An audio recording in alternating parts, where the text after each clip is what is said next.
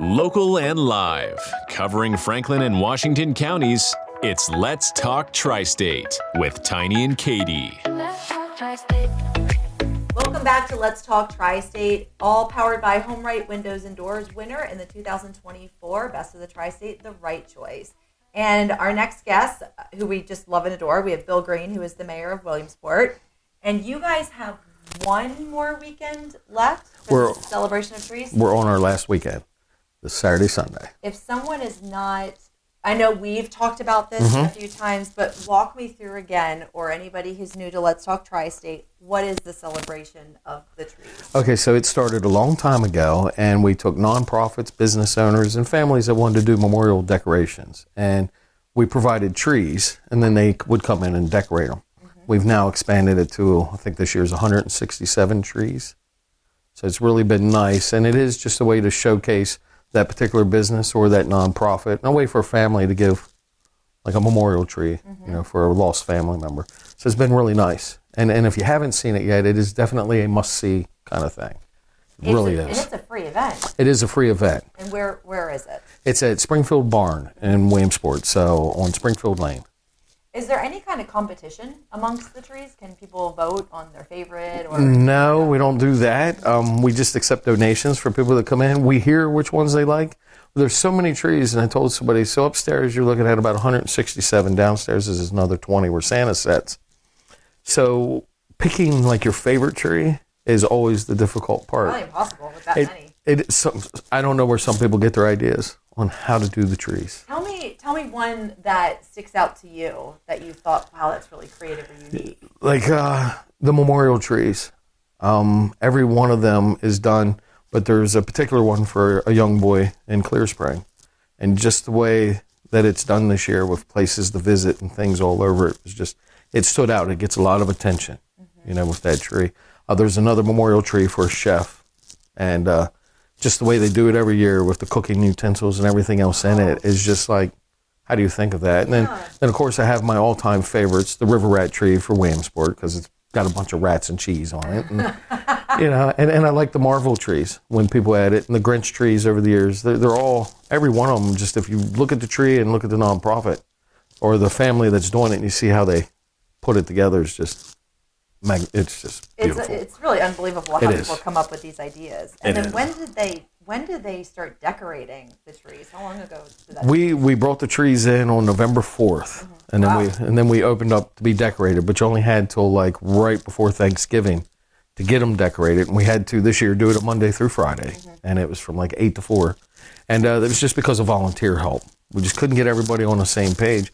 And then the week of Thanksgiving, I actually go in with my son and we run all the electrical lines and get everything plugged in. Just you and your son for all of those trees? Yes. Oh, are you good at We roll around on the floor a lot, and we have a lot of, we have like opinions we share, remember when you decorate a tree, try to keep your plugs all here in one nice spot. We had a few that we took pictures of a tree, because we had to disassemble it and put it back on because of the way the lights were, and then try to put it all back to the way it was, and it was like, whew. Yeah, I'm sure that's it's not fun. An easy task it's not. to do at all. And I can imagine that if I were going to volunteer and help for that event, that would be where I would tap out. Like, Bill, I'll do anything except run electricity. Yeah, because you're literally rolling on the floor from one tree, roll to the next, and then him, and then I get a kick out of it because he's helped me for a lot of years straight. All my boys have, but he climbs the rafters to hang things up in the rafters too. So we got elves we hide up there, and we have balls to put on it. So I have a lot of pictures of him up there doing the, am I insured for this? And I do the no, don't fall. I got to tell you now, Bill, I haven't. Shame on me. I haven't gone yet. I had one night I was going to bring my nieces down and we were going to go, but it was like 12 degrees out and we just didn't feel like leaving the house. It was really cold, but I really wanted to bring them down. But I've seen the pictures and I've seen it on Facebook. Some people that I'm friends with have gone. It is immaculate. It's beautiful. Is really, it's very impressive. It is. If you're not in the Christmas spirit, it'll definitely help you get there. It's just beautiful, and we're in there on those 12-degree nights. And it's probably 10 degrees in there. Yeah, and on the weekends, like this weekend, we're open. I think 3 to 9. Santa will be there 6 to 8, both Saturday and possibly Sunday. Okay. And We give hot chocolate and a reindeer mix on the weekends to people, so come in and grab it. The only charge is really there's no charge. It is just donation. It just helps us do it. A lot of people wonder where the money goes, and we tell them, it goes right back into the event. Like, believe it or not, bill's not fun it's not cheap, but Williamsport keeps doing these things, and we were just talking about it the other day. A person up there had asked, well, did we think about charging to come into it? And it's like, it was set and done this way, and it's the same way we do our lights in the park. We just ask for a donation. If you charged people, you might not get as many families, to such an event. And it's really nice seeing all the kids come in. One time I knew the Santa Claus personally, so I got to watch it happen. And the kids that just run up to Santa Claus down there. And it's like, yeah, this is nice. Yeah. And you never know, the community is going to support that. So if you charge $5 and everybody gave $5, fine. But maybe people are donating $20, $50, $100 because they're so we do. We get a lot. I carry on with a lot of people that come in there because a lot of times I'm doing the hot chocolate and reindeer feed, and they're like, 2 hot chocolates. I'm like, okay. And then they're like, how much? I'm like, $28.50. It was one couple, and they're like, we only have a 20, and I was like, kidding, it's free. Why would you pay $28 for chocolate? We're laughing. It's going to be the best hot chocolate I've ever had. They went ahead and they put it in the donation. They're like, we really appreciate everything you all do here. And it's like, it really is incredible that the event is A, as big as it is, and B, that it is free, because you just can't find those magical Christmas events like that are no, and it really is. And you can walk through the park and then come up and walk through there. Sunday night was really nice. It snowed a little bit more than expected. So I was expecting to be bombarded, because to me, snow and the lights is Christmas, and we were really slow. So I had a chance to go around, and I went through the park to see the lights, and I got to do my snow pictures with the lights, that's the time I like to see it. That's when it you makes look it Christmas. And you think, man, I love my job. I love where I live. Yeah. They're the times where you do. Now that's the good thing about being mayor. Yep. This is a good thing. Absolutely. And all the headaches get pushed away for a while, and kids smiling. We had a few families this past weekend, Sunday. A gentleman rode 45 minutes with his daughter, and he was really hoping Santa'd be there. So we had to call Santa in early, so that he could do it. But then Santa left early. So some people came back and it's like, well, he's 2 hours at a time. But made that kid happy, but upset this one. You really made somebody very happy. Yeah, so it makes it worth it on those days. And the celebration of trees, is it only open on the weekend, or is it open during the week as well? It was this past week. It's now closed. Okay. And this is our literally the last weekend. We added this weekend. Normally, it would already be over. We only do like 6-7 days. It's so hard with the hours. They're all over. And to find people, like Thursday afternoon, we were open for a lot of the elderly and seniors to come on those days, Tuesdays and Thursdays. That's why we're open in the afternoon. It was 33 degrees, I think, Thursday all day with heavy wind. So we're in there shivering for 8 and 9 hours. And a lot of people, because at 9 o'clock, like Saturday, Sunday, if you come, it's closed at 9. Right. There's no 9:05, 9:01. It is 9, lights are going on, and those kids are they've had 6 hours of shivering. They're done. And I get a few people this past weekend were like, well, I got 10 minutes. I'm like, you're not going to see every tree, but you're more welcome. But at 9...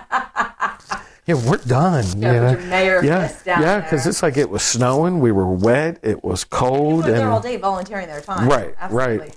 Here's a random question. What do you do with the trees after? Okay, so they come in, like this year it'll be, I think January 4th or 5th is when it starts. So they'll have like an entire week and a weekend, and we'll probably extend a couple days, take them down. And then when the trees are undecorated, I'll go in probably Monday this week and get all the cords cleaned up. All that'll be out of the way.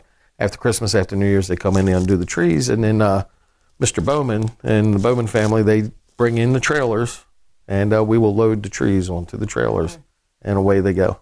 And then you take a little reprieve and then gear up again for next year. Right. Now, you have a polar plunge. Yes. Is your polar plunge on New Year's Day? It is on New Year's Day. Okay. The festivities begin at 10 a.m., and the plunge is directly at noon.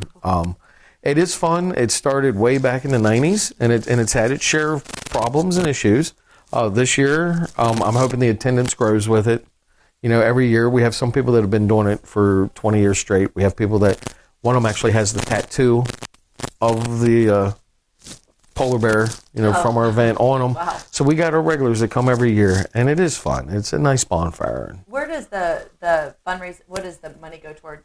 Does it go to the This town? this year the money gets donated. The money raised after everything's paid goes to Washington County Fire Police. Oh, okay. Okay, very nice. So it'll be given to them to help with their needs and what they have. I'm assuming you're going into the Potomac River. Yes. Right there. Yeah, right there. Okay. Do you ever have an issue with it's frozen and you have to? There's been times over the years where we've had to cut the ice. Yeah. We've had to use a backhoe and break the ice. Yeah. Hope not this year, but I'm not going in this year. I went in previous years. I was gonna ask you, are you gonna not be this year. leaving I'm back not. there? No, we'd gone in before, and during COVID there was none. Mm-hmm. So we did if people showed up, there was a bunch of us that went in on that day unofficially. And I've had my cold moments, my slip, my fall moments. My son, he goes in every year. He loves it. Year before last, him and one of our former employees and everybody sat out in order for like an extra to see who could make it the longest. Where it was like, I had to make them get out because there's a point of like after 20 minutes where hypothermia kicks in. Of course, yes. So we make them get out and they're just red from like where the water was down. And it's like, what is it? They love it. They said it's a refreshing, a great way to kick off your new year. Well, a lot of people are doing this voluntarily. These, Yes. Tubs of cold water and sitting in it. I mean, it does have some health benefits, but after 5 minutes, for me, after 30 seconds, it's done. So it starts at noon. You plunge in, you plunge out. Are there heated tents or anything on the? We did switch off to like little tent changeables the past 2 years, I think. But no, we're back to our sea containers with the heat in it. Okay. It was just, that's a little bit better. It's a little bit better of a way to warm up, and trial and error. People suggest, okay, we'll try this. Was not accepted very well. Okay, so we're not doing that part no more. But that's the only way you fill it out is to listen to what people say. I did it one time. I plunged one time, and it was last year, and it was for our sister station. And I was asked recently, "Do you want to do it again?" Nope. I will go. I will fundraise. I will do whatever I can. I support 100%.